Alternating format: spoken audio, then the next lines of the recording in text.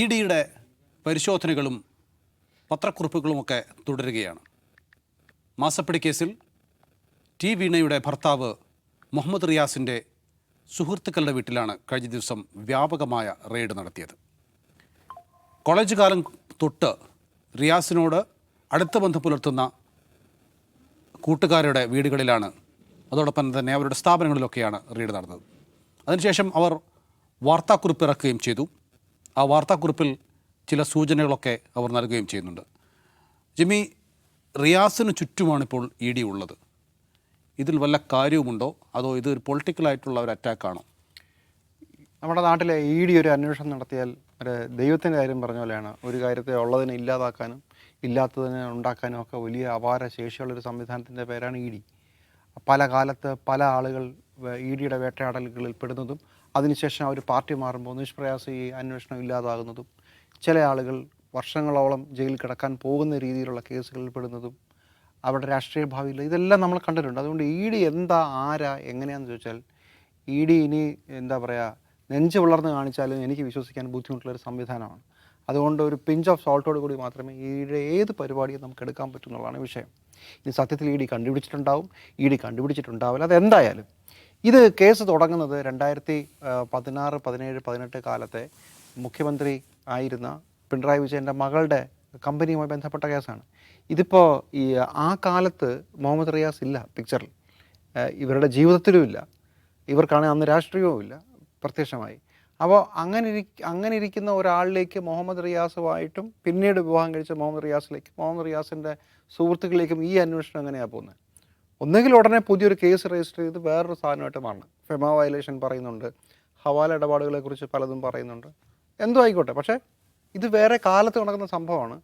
എനിക്ക് മനസ്സിലാകുന്നത് ഇതൊരു നിമിത്തം മാത്രമാണ് വീണ തൈക്കണ്ടിയുടെ കേസ്. വീണ തൈക്കണ്ടിയുടെ കേസിൻ്റെ പശ്ചാത്തലത്തിൽ ഇത് മുഴുവൻ അന്വേഷിക്കുക, എന്തെങ്കിലും ഒരു സാധ്യത, എന്തെങ്കിലും ഒരു സാമ്പത്തിക തിരിമറിയായി ആരോപിക്കപ്പെടാൻ പോകുന്നതോ, ഇലക്ഷൻ കാലത്തെ ഫണ്ട് വിനിയോഗത്തെക്കുറിച്ചോ എന്തെങ്കിലുമൊക്കെ ഒരു സാധനം കിട്ടുമോ എന്നുള്ള അന്വേഷണമാണ്. അതായത് 2018, 17 കാലത്തെ സംഭവത്തെക്കുറിച്ചുള്ള അന്വേഷണം ഇപ്പോൾ 2025, 26 വരെ എത്തി നിൽക്കുകയാണ്. വളരെ സൗകര്യമുണ്ടല്ലോ, ഒരു കേസ് രജിസ്റ്റർ ചെയ്ത് കിട്ടി, ആ കേസ് രജിസ്റ്റർ ചെയ്ത് അതിൻ്റെ പുറകെ പിടിച്ചു പോവുകയാണ്. അല്ലെങ്കിൽ തന്നെ പ്രത്യക്ഷത്തിൽ വീണ തൈക്കണ്ടിയുമായി ബന്ധപ്പെട്ടുള്ള കരിമണൽ കർത്തയുമായി ബന്ധപ്പെട്ട കമ്പനിയുടെ കേസ് പൂർണ്ണമായും നികുതി വെട്ടിപ്പിൻ്റെയും അനാവശ്യമായ ഒരു തൊഴിൽ കൊടുത്തിട്ട് ഒരു കാര്യവുമില്ലാതെ അവർക്ക് കുറച്ച് പൈസ കൊടുത്തു, അതുവഴി സ്വാധീനിക്കാൻ ശ്രമിച്ചതാണ്, അല്ലാതെ കള്ളപ്പണമല്ല. ഇത് വൈറ്റ് മണി ആണെന്നുള്ളതാണല്ലോ വീണ തൈക്കണ്ടിയുടെയും CPM-ൻ്റെയും ഡിഫൻസ് തന്നെ. ഞങ്ങൾ ടാക്സ് അടച്ച പൈസയാണ്, അഴിമതിയാണെങ്കിൽ ഞങ്ങൾ ടാക്സ് അടച്ചതാണ് എന്ന് പറഞ്ഞുകൊണ്ടാണ് വാദം. അഴിമതിയാണെങ്കിൽ ടാക്സ് അടച്ചുകൊണ്ട് രക്ഷപ്പെടില്ല എന്നുള്ളത് മറുവാദം. പക്ഷെ അപ്പോഴും വൈറ്റ് മണിയാണ്, തർക്കമൊന്നുമില്ല. അപ്പോൾ ഇ ഡിക്ക് എന്താ ഇതിനകത്ത് കാര്യം? ഇത് വൈറ്റ് മണിയല്ലേ. ഈ വൈറ്റ് മണി എങ്ങനെയാണ് ഇ ഡിക്ക് അതിനകത്ത് പങ്കുണ്ടാകാൻ സാധ്യത? അത് അവസാനം പറയാം എന്നാണ് BJP-ക്കാരും ഇതിനെ അനുകൂലിക്കുന്നവരൊക്കെ പറയുന്നത്. പക്ഷെ നമുക്കിപ്പോൾ മനസ്സിലാകുന്നത് അതിൻ്റെ മറപറ്റി അടുത്ത ഒരു 10 വർഷത്തേക്കുള്ള 2016 മുതൽ 2026 വരെയുള്ള മുഴുവൻ കാര്യങ്ങൾ അന്വേഷിക്കുക, എങ്ങനെയെങ്കിലും കേസിൽ കൊടുക്കാൻ പറ്റുമോ, എന്തെങ്കിലും കിട്ടുമോ എന്നുള്ള അന്വേഷണമാണ്. അതിനപ്പുറം പ്രത്യേകിച്ച് ഒന്നും നമുക്ക് ഇപ്പോൾ പറയാനാവില്ല. പക്ഷേ രാഷ്ട്രീയമായി ചിലപ്പോൾ മുഹമ്മദ് റിയാസ് ചില മറുപടികൾ പറയേണ്ടി വരുമായിരിക്കും. നിങ്ങൾക്ക് കമ്പനിയുണ്ടോ, നിങ്ങൾക്കിതുമായി എന്തെങ്കിലും ബന്ധമുണ്ടോ? മുഹമ്മദ് റിയാസിൻ്റെ ഔദ്യോഗികമായ ഒരു രേഖകളിലും അങ്ങനെ ഒരു കമ്പനി ഉള്ളത് അദ്ദേഹം പറയുന്നില്ല. ഇപ്പോഴും അദ്ദേഹം പറയുന്നില്ല എനിക്ക് കമ്പനി. പക്ഷേ മുഹമ്മദ് റിയാസിൻ്റെ സുഹൃത്തുക്കളെയാണ് അന്വേഷിക്കുന്നത്. എന്താ ഒരു ഡെൻ്റൽ ഭാര്യയുടെ കമ്പനിയുടെ കാര്യം ഇത് സമ്മതിക്കുന്നുണ്ട്. അതിലേക്ക് ഞാൻ വരാം. മുഹമ്മദ് റിയാസിൻ്റെ കാര്യത്തിൽ ഡെൻ്റൽ കമ്പനി മുഹമ്മദ് റിയാസിൻ്റെ സുഹൃത്തിൻ്റെയാണ്. പിന്നെ ഒരു മാർബിൾ കച്ചവടം നടത്തുന്ന ഒരു സംവിധാനമുണ്ട്, വേറെ ഒരു കമ്പനിയുണ്ട്. ഇതൊക്കെ സുഹൃത്തുക്കളാണ്. സൊളസ് എന്ന് പറഞ്ഞാൽ ഇതൊക്കെ അത് അഡ്വർടൈസിങ് ആണ്, ഇതൊക്കെ വേറെയാണ്. പക്ഷേ പാർട്ടിക്കുള്ളിൽ ഇതൊക്കെ നിങ്ങളുടെയാണോ, നിങ്ങളുടെ സ്വന്തക്കളാണോ, നിങ്ങളുടെ വേണ്ടപ്പെട്ടവരാണോ, അങ്ങനെയുള്ള ചോദ്യങ്ങൾ മുഹമ്മദ് റിയാസ് ചിലപ്പോൾ ഫേസ് ചെയ്യേണ്ടി വന്നേക്കാം. ഞാൻ പറയുന്നത് ഇ ഡിയെക്കുറിച്ചല്ല. ഇ ഡി ഉയർത്തിവിട്ട ഈ പ്രകമ്പനത്തിൽ ചിലപ്പോൾ മുഹമ്മദ് റിയാസ് മറുപടി പറയേണ്ടി വരുന്ന ഒരു കാര്യമാണ്.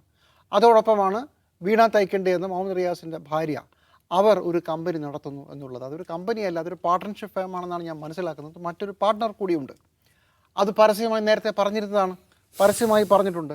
അപ്പോൾ അതിനകത്ത് എന്താ പ്രശ്നമെന്ന് മുഹമ്മദ് റിയാസ് ചോദിച്ചാൽ തിരിച്ച് ഒരു ലോജിക്കൽ ചോദ്യം പക്ഷേ അപ്പോൾ ഉണ്ടാകും. ആ കാര്യത്തിൽ മാത്രം മുഹമ്മദ് റിയാസ് പറഞ്ഞ ഒരു പ്രധാനപ്പെട്ട വാചകം ഇന്നലെ പറഞ്ഞത്, ഒരു ഇന്ത്യൻ പൗരയ്ക്ക്, അതൊരു സ്വതന്ത്ര വ്യക്തിയാണ്, അവർക്കൊരു കച്ചവടം നടത്തുന്നതിൽ ഒരു കുഴപ്പമില്ല, ബിടെക് ബിരുദധാരി, അവരൊരു കച്ചവടം നടത്തുന്നതിൽ ഒരു കുഴപ്പമില്ല. പക്ഷേ ഞാനൊരു ആംസ് ഡീൽ കമ്പനി നടത്തുകയാണെന്ന് പറഞ്ഞാൽ എന്തിനാ ഇപ്പം അയാൾ ജേർണലിസ്റ്റ്, അയാൾക്ക് എന്താ ഈ ആംസ് ഡീലർ കമ്പനി എന്ന് സ്വാഭാവികമായി നമുക്കൊരു സംശയം വരുമല്ലോ. വീണ Thaikandi, an IT professional, trained as an IT professional, running a medical equipment company. ഇതിലെന്തോ ഒരു ഒരു ഒരു ഒരു ചേരായി ഉണ്ടല്ലോ.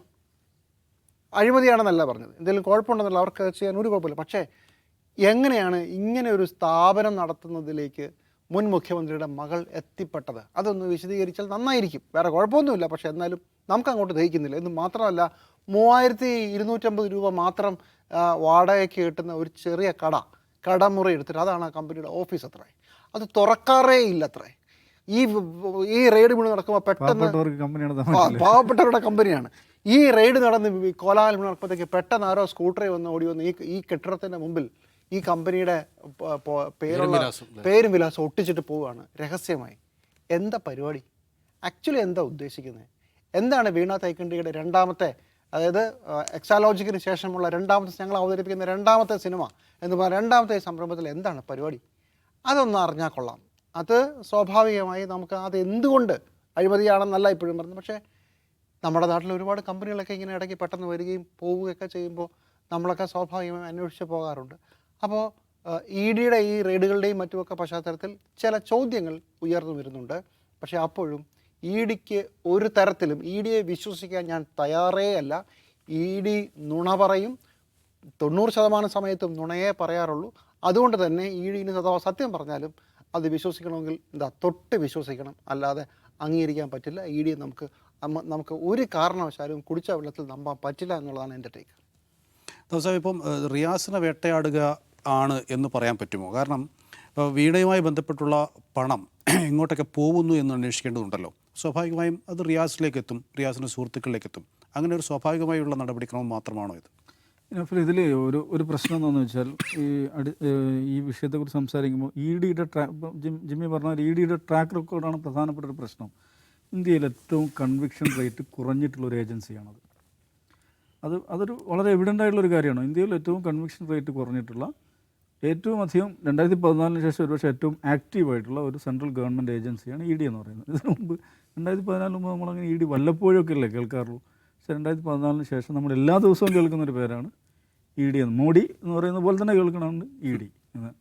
അപ്പോൾ ഇവരിങ്ങനെ കേസെടുത്തുകൊണ്ടിരിക്കുക. കേസെടുക്കുന്നതും ഏതാണ്ടെല്ലാം, മഹാഭൂരിപക്ഷം ഏതാണ്ടെല്ലാം BJP ഇതര രാഷ്ട്രീയ പാർട്ടി നേതാക്കന്മാരുമായി ബന്ധപ്പെട്ട്, അല്ലെങ്കിൽ BJPക്ക് ഫണ്ട് കൊടുക്കാത്ത, അവരുദ്ദേശിക്കുന്ന അളവിൽ ഫണ്ട് കൊടുക്കാത്ത കമ്പനി മുതലാളിമാർക്കെതിരായിട്ട്, ഇനി അതല്ല അഡാനി വല്ല കമ്പനിയും ടേക്ക് ഓവർ ചെയ്യണം എന്ന് വിചാരിക്കുന്നുണ്ടെങ്കിൽ, അല്ലെങ്കിൽ ഏതെങ്കിലും ഒരു ഡൊമൈനിൽ പുതിയൊരു ഫേം കൊടുക്കണം വിചാരിക്കുന്നുണ്ടെങ്കിൽ, ആ ഡൊമൈനിൽ വർക്ക് ചെയ്യുന്ന പ്രധാനപ്പെട്ട ഒരു കമ്പനി, ഇലക്ട്രൽ ബോണ്ടിന് പുറമേ പുറത്തുള്ള ആളുകൾ, ഇങ്ങനെയൊക്കെയുള്ള പരിപാടിയാണ് ഇവർ നടത്തിക്കൊണ്ടിരിക്കുന്നത്. അതൊരു ഫാക്ടറാണ്, എല്ലാവർക്കും അറിയാവുന്ന കാര്യമാണ്. ഇപ്പോൾ ഒരാൾക്കെതിരെ ED ഒരു അന്വേഷണം ആരംഭിച്ചതിന് ശേഷം അയാൾ BJPയിലേക്ക് മാറിക്കഴിഞ്ഞാൽ ആ അന്വേഷണം ടപ്പയെന്ന് കൊണ്ട് നിൽക്കുന്നു. അതുകൊണ്ടാണ് പ്രതിപക്ഷ രാഷ്ട്രീയ പാർട്ടികൾ EDയെ വാഷിംഗ് മെഷീൻ എന്ന് പറയുന്നത്. വാഷിംഗ് മെഷീൻ്റെ മാതിരിയാണ്, അതിനകത്തിട്ട അഴുക്കൊക്കെ കളഞ്ഞു പോകുന്നുള്ള മട്ടിൽ. അപ്പോൾ അങ്ങനെ ഒരു ക്രെഡിബിലിറ്റി ഇല്ലാത്തൊരു ഏജൻസിയാണ് എന്നൊരു ഫാക്റ്റ് അവിടെ നിൽക്കുന്നുണ്ട്. അതിൻ്റെ ക്രെഡിബിലിറ്റി നശിപ്പിച്ചത് ആരാണ്? അവർ തന്നെയാണ്. അപ്പോൾ അതുകൊണ്ട് സ്വാഭാവികമായിട്ടും മുഹമ്മദ് റിയാസിനെതിരായിട്ടോ അല്ലെ വീണ തൈക്കണ്ടിക്കെതിരായിട്ടോ പിണറായി വിജയനെതിരായിട്ടോ ഒരു അന്വേഷണം വരുമ്പോൾ ആ ഫ്രെയിമിലൂടെ നോക്കേണ്ടി വരും. ഇപ്പോൾ ഞാൻ പറയുന്നത് വീണ തൈക്കണ്ടിയും മുഹമ്മദ് റിയാസും നിരപരാധികളാണെന്നോ അപരാധികളാണെന്നോ ഒരു പൊസിഷനിലെത്താൻ നമുക്ക് പറ്റില്ല. പക്ഷേ EDയാണ് കേസ് അന്വേഷിക്കുന്നത്, EDയാണ് ഇവരുടെ പിറകെ കൂടിയിരിക്കുന്നത്. ഈ EDയുടെ ട്രാക്ക് റെക്കോർഡ് വളരെ വളരെ വളരെ മോശമാണ്. ഭരണകൂടത്തിൻ്റെ രാഷ്ട്രീയ എതിരാളികളെ കൈകാര്യം ചെയ്ത് നശിപ്പിച്ചില്ലാതാക്കാൻ വേണ്ടിയിട്ട് അവർ പ്രവർത്തിച്ചുകൊണ്ടിരിക്കുകയാണ്. BJPയുടെ ഏറ്റവും പ്രധാനപ്പെട്ട ഒരു ആം എന്നുള്ള നിലക്കാണ് അവർ പ്രവർത്തിച്ചുകൊണ്ടിരിക്കുന്നത്. ആ ഫാക്റ്റ് അവിടെ ഉണ്ട്. ഇനിയിപ്പോൾ ഇതിനോട് CPMൻ്റെ ഭാഗത്തു നിന്നുള്ള പ്രതികരണം, ഗോവിന്ദൻ മാഷി പറഞ്ഞിരിക്കുന്നത് രാഷ്ട്രീയമായും നിയമപരമായും പോരാടുന്നതാണ്. നമുക്ക് നിയമപരമായി പോരാടുന്നു അദ്ദേഹം പറയേണ്ട കാര്യമില്ല, നിയമപരമായിട്ട് പോരാടേണ്ടി വരും. EDയുടെ കേസ് വന്ന് ഞങ്ങൾ നിയമപരമായി പോരാടുന്നില്ല എന്ന് പറയാൻ പറ്റുമോ? ഒരു കേസ് വന്നാൽ നിയമപരമായി പോരാടേണ്ടി വരും. അത് നിയമപരമായിട്ട് റിയാസാണോ നടത്തുക, അതല്ല പാർട്ടിയാണോ നടത്തുക എന്നുള്ളൊരു ചോദ്യം അവിടെ ഉണ്ട്. എനിക്ക് ഞങ്ങൾ നിയമപരമായി പോരാടുമെന്ന് പറയുമ്പോൾ പാർട്ടിയാണോ അത് ലീഗൽ ഫൈറ്റ് നടത്തുന്നതെന്ന് വേണമെങ്കിൽ അങ്ങനെ വ്യാഖ്യാനിക്കാം. നമുക്കറിയില്ല അവരെന്താണ് ചെയ്യാൻ പോകുന്നത്. പക്ഷേ നിയമപരമായിട്ട് പോരാടേണ്ടി വരും, അല്ലാതെ ഡിഫൻസ് ഇല്ലാതെ നിൽക്കാൻ പറ്റില്ല ഒരു കേസിലാണെങ്കിൽ. അത് കോടതിയിൽ വരട്ടെ, അത് കോടതിയിൽ വരിക, നിയമപരമായിട്ടുള്ള എന്താണ് ആ ഒരു ഡൈസക്ഷൻ പ്രോസസ്സിലൂടെ ഓരോ തെളിവുകളും സംഗതികളൊക്കെ വന്ന് ആ പ്രോസസ്സിലൂടെ കടന്നു പോകേണ്ടി വരും, കടന്നു പോകട്ടെ.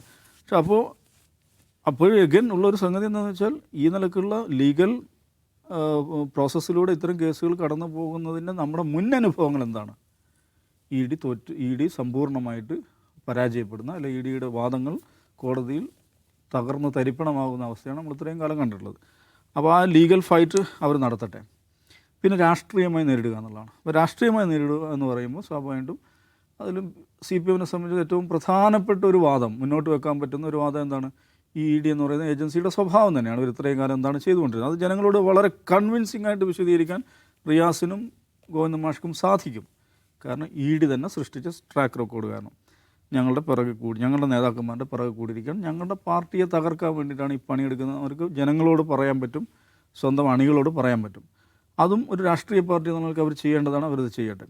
പക്ഷെ ബാക്കിയാവുന്നൊരു സംഗതി എന്താണെന്ന് ചോദിച്ചാൽ, ഇതെല്ലാം ഉണ്ടായിരിക്കെ തന്നെ, ഈ പൊടിപടലങ്ങളെല്ലാം ഉണ്ടായിരിക്കെ തന്നെ CPM എന്ന് പറയുന്ന രാഷ്ട്രീയ പാർട്ടി ഒരു രാഷ്ട്രീയ പാർട്ടിയെ സംബന്ധിച്ച് ഏറ്റവും പ്രധാനപ്പെട്ട, രാഷ്ട്രീയ പാർട്ടിയാണെങ്കിലും അല്ലെങ്കിൽ വേറെ ഏതെങ്കിലും പ്രസ്ഥാനമാണെങ്കിലും രാജ്യമാണെങ്കിലും ഒക്കെ അത് ശരിയാണ്, പ്രധാനപ്പെട്ട അതിൻ്റെ ഒരു അസറ്റ് എന്ന് പറയുന്നത് ആ പാർട്ടിയെക്കുറിച്ചിട്ടുള്ള ഒരു കളക്റ്റീവ് മെമ്മറി എന്താണെന്നുള്ളതാണ്. ജനങ്ങളുടെ ബോധത്തിലുള്ള ഓർമ്മകൾ എന്താണ്? ഒരു CPM എന്ന് പറയുന്ന പാർട്ടിയെക്കുറിച്ച് ആലോചിക്കുമ്പോൾ നമ്മുടെ ഭാവനയിൽ വന്നുകൊണ്ടിരുന്ന പ്രധാനപ്പെട്ട കാര്യങ്ങൾ, AKG നടത്തിയിട്ടുള്ള സമരങ്ങൾ, പുന്നപ്ര, വയലാർ കർഷക സമരം, മൊറാഴ, കയ്യൂർ, കരിവള്ളൂർ, ഇങ്ങനെയൊക്കെയുള്ള പല സംഗതികളാണ് സാമാന്യ മലയാളിയുടെ കളക്റ്റീവ് മെമ്മറിയിൽ ആ പാർട്ടിയെക്കുറിച്ച് വരുന്നത്. പക്ഷേ കഴിഞ്ഞ കുറച്ച് വർഷമായിട്ട് ആ പാർട്ടിയെക്കുറിച്ചുള്ള കളക്റ്റീവ് മെമ്മറി എന്താണ്?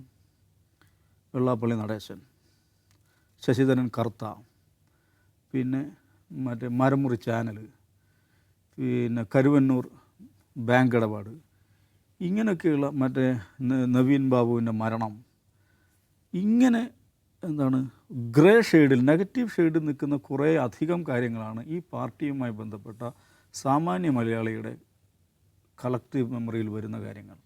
അപ്പോൾ അതിന് നേതാക്കന്മാർ അറസ്റ്റ് ചെയ്യപ്പെടുക, അവരുടെ നേതാക്കന്മാർ വേട്ടയാടപ്പെടുക, ലീഗൽ ഏജൻസികളാൽ വേട്ടയാടപ്പെടുന്നത് എന്തിൻ്റെ പേരിൽ? ഏതെങ്കിലും രാഷ്ട്രീയ സമരങ്ങളുടെ പേരിൽ, കർഷക സമരങ്ങളുടെ പേരിൽ, സമരങ്ങളിൽ പങ്കെടുത്തിട്ടുണ്ടാകുന്ന കേസുകൾ, അതിലുണ്ടാകുന്ന കച്ചറയും ബഹളവും അടിയും പിടിയും, ഇതിൻ്റെയൊക്കെ പേരിലൊക്കെയാണ് സാമാന്യമായിട്ട് CPM നേതാക്കന്മാർ ഗ്രില്ല് ചെയ്യപ്പെടാറുള്ളത്.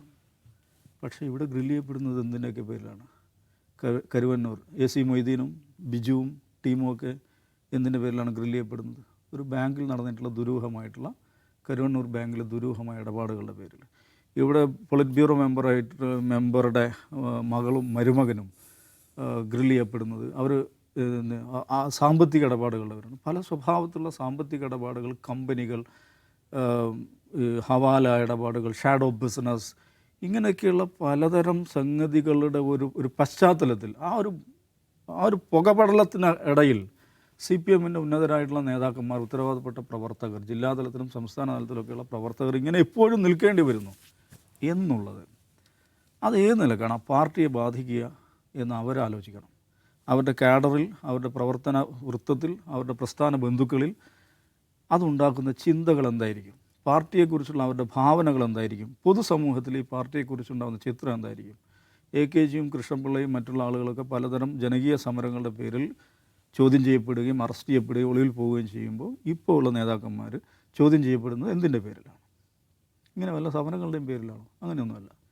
വളരെ ദുരൂഹമായിട്ടുള്ള, വളരെ ഇപ്പോൾ ഈ വീണ തൈക്കണ്ടിയുടെ കേസ് തന്നെ എടുക്കുക, എന്ത് സർവീസാണ്? ഈ ഒരു ചോദ്യം ഉണ്ടല്ലോ. അവർ നികുതി കൊടുത്തിട്ടാണ്, ടാക്സ് ചെയ്ത എമൗണ്ടാണ് അത്, പിന്നെ വൈറ്റ് മണിയാണ്, അത് ശരിയാണ്. അവർ സർവീസ് കൊടുത്തു, ആ സർവീസിനുള്ള പ്രതിഫലം കമ്പനി കൊടുത്തു എന്നാണ് പറയുന്നത്. അതെന്തുവാ സർവീസ് എന്നുള്ള ചോദ്യമുണ്ടല്ലോ. അതെന്താ സർവീസ് എന്ന് വെച്ചാൽ, ചാനൽ ചർച്ചയിൽ CPM-ൻ്റെ പ്രതിനിധി എന്ന് പറയുന്നത് എക്സൽ ആണെന്നാണ്, MS ഓഫീസാണെന്നാണ്. എക്സലും MS ഓഫീസും, എക്സലും MS ഓഫീസും പഠിപ്പിച്ച് എത്ര കോടിയാ? 2 കോടിക്ക് MS ഓഫീസ് പഠിപ്പിച്ചു കൊടുക്കുന്ന പരിപാടി എന്താണ്? ഇങ്ങനെ MS ഓഫീസ് വേറെ ആരെയൊക്കെ പഠിപ്പിച്ചതായിട്ട് നമുക്കറിയാം. അതെല്ലാം ബില്ല് ചെയ്ത ഡോക്യുമെൻറ്റുകളാണ്. അപ്പോൾ ഇതെന്താണ്? പോളിറ്റ് ബ്യൂറോയുടെ മെമ്പറുടെ, മുഖ്യമന്ത്രിയുടെ മകൾ നിങ്ങളെ MS ഓഫീസ് പഠിപ്പിക്കുമ്പോൾ ഇത്രയും കൂലി കിട്ടുമ്പോൾ അതിൻ്റെ സർവീസ് എമൗണ്ട് എന്ന് പറയുന്നത് അത്രയും വലിയൊരു സർവീസാണോ അത്? ആ ചോദ്യം അവിടെ ഉണ്ടല്ലോ. അപ്പോൾ എന്ത് സർവീസാണ് വീണ തൈക്കണ്ടി CMRL കൊടുത്തതെന്ന ചോദ്യം അവിടെയുണ്ട്. അത് പലരും ടെലിവിഷൻ ചർച്ചയിൽ, അത് ഔദ്യോഗിക രേഖയിലൊന്നും അവിടെ നമ്മൾ കാണുന്നു. ടെലിവിഷൻ ചർച്ചയിലൂടെ ആളുകൾ പറഞ്ഞത് MS ഓഫീസും എക്സലും ആണെന്നാണ്. MS ഓഫീസും എക്സലും ഒന്നാമത് CMRL പോലുള്ളൊരു കമ്പനിക്ക് MS ഓഫീസും എക്സലും പഠിപ്പിക്കുവാൻ ഒരു ഔട്ട്സൈഡ് ഏജൻസിയുടെ വെണ്ടറുടെ സഹായം ആവശ്യമുണ്ടെന്നൊരു ചോദ്യമുണ്ട്. നമ്മളും എല്ലാ കമ്പനികളും അവരുടെ സ്റ്റാഫിന് പരിശീലനം കൊടുക്കാറുണ്ട്, IT പരിശീലനം കൊടുക്കാറുണ്ട്, വേറെ പല പരിശീലനം കൊടുക്കാറുണ്ട്. അത് വളരെ പെർട്ടിക്കുലർ ഡൊമൈൻ, കുറച്ച് സ്പെഷ്യലൈസ്ഡ് ഡൊമൈനിലുള്ള പരിശീലനത്തിന് വേണ്ടിയാണ് നമ്മൾ തേർഡ് പാർട്ടി വെണ്ടേഴ്സിന് എടുക്കാറ്. MS ഓഫീസും എക്സലും പഠിപ്പിക്കാൻ തേർഡ് പാർട്ടി വെണ്ടറുടെ കാര്യമുണ്ടോ? അപ്പോൾ ആക്ച്വലി വീണ തൈക്കണ്ടിയും അവരുടെ കമ്പനിയും കൊടുത്തുള്ള സർവീസ് എന്താണ്? ഇത്രയും എമൗണ്ട് ബില്ല് ചെയ്യാൻ മാത്രമുള്ളൊരു സർവീസ് എന്താണ്? അത് CMRLലെ സ്റ്റാഫിന് ആവശ്യമുള്ളൊരു ട്രെയിനിങ് ആയിരുന്നു. ഇങ്ങനെയൊക്കെയുള്ള കുറേയധികം ചോദ്യങ്ങളുണ്ട്. ആ നിയമപരമായി ശരിയായിരിക്കും, സർവീസ് കൊടുക്കുന്നു, അതിന് പേ ചെയ്യുന്നു, അതിന് ബില്ലുണ്ട്, ടാക്സ്, GST എല്ലാം ഉണ്ട്. പക്ഷെ ഇതെന്താണ്? മുഖ്യമന്ത്രിയുടെ മകൾ ആണല്ലോ. അപ്പോൾ ഇത്രയും ചെറിയൊരു സർവീസിന് ഇത്രയും വലിയൊരു എമൗണ്ട് കൊടുക്കുമ്പോൾ അതിനകത്ത് സംതിങ് ഫിഷി എന്നൊരു മനുഷ്യൻ സംശയിച്ചാൽ അയാൾ കുറ്റം പറയാൻ പറ്റില്ല. അപ്പോൾ ഇങ്ങനെയുള്ള പുകപടലങ്ങൾ അവിടെയുണ്ട്. കോടതിയിൽ ഒരുപക്ഷെ രക്ഷപ്പെട്ടേക്കാം. ഗോവിന്ദ മാഷ്ക്ക് പ്രസംഗിക്കാൻ പോയിന്റുകളുണ്ട്, ഇഡിക്കെതിരെ പ്രസംഗിക്കാൻ പോയിന്റുകളുണ്ട്. പക്ഷേ ഈ പുകപടലങ്ങൾ അവിടെയുണ്ട്. അത് എങ്ങനെയാണ് പാർട്ടിയെ ബാധിക്കുക? പാർട്ടിയുടെ കളക്റ്റീവ് മെമ്മറി എന്ന് പറയുന്ന ഏറ്റവും പ്രധാനപ്പെട്ട ഒരു അസറ്റ് അതെങ്ങനെയാണ് ഇല്ലാതായിക്കൊണ്ടിരിക്കുന്നത് എന്ന് പാർട്ടി ആലോചിക്കേണ്ട കാര്യമാണ്. യെസ്, ഇരുവരും പറഞ്ഞ പോലെ തന്നെ ED ഒരിക്കലും വിശ്വാസയോഗ്യമായ ഒരു സ്ഥാപനമല്ല എന്ന് നമുക്കെല്ലാവർക്കും അറിയാം. പക്ഷേ അതിനർത്ഥം നാട്ടിൽ കള്ളപ്പണം ഒഴുകുന്നില്ല എന്നല്ല. അപ്പോൾ അന്വേഷണം നടക്കട്ടെ. വരും ദിവസങ്ങളിൽ, വരും മാസങ്ങളിൽ നമുക്കതിൻ്റെ കൂടുതൽ വിശദാംശങ്ങൾ ലഭ്യമാകും.